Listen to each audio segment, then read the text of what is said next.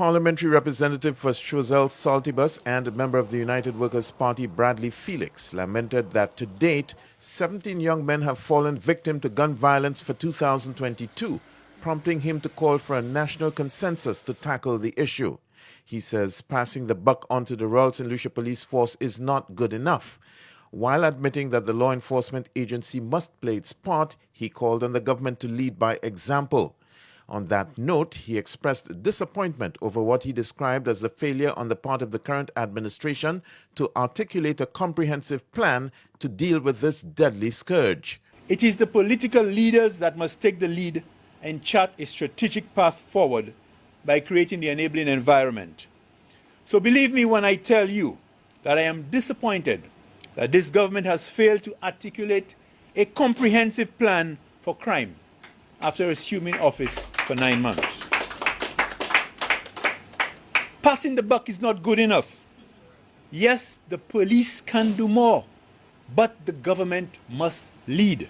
The former minister also took issue with government's decision to expunge the records of persons convicted for COVID-19 protocol breaches, a move described as a slap in the face for the police and one which Mr. Felix regards as sending the wrong signal to the criminal elements. Instead, what did we see?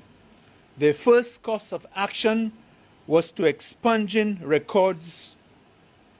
This sent the wrong signal to our community and gave the impression that the society was on its way to becoming a lawless state, one void of respect of law and order.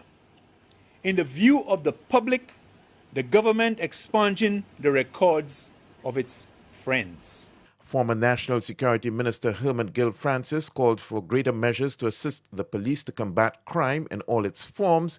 Among the recommendations are the mobilization of assistance of friendly governments to provide additional training for the police and furnish them with more equipment and weapons. The government must therefore be very cautious on how it navigates the international controversy between Russia and Ukraine.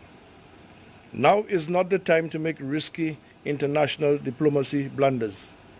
Allowing Russians to apply to our CIP programs while the rest of our Caribbean neighbors are doing the opposite may well annihilate some of the international allies we need in this important fight. The opposition party called for a bipartisan approach to solving this social ill, as no one measure or any political party can do it alone. For the DBS News World, I'm Don Nicholas.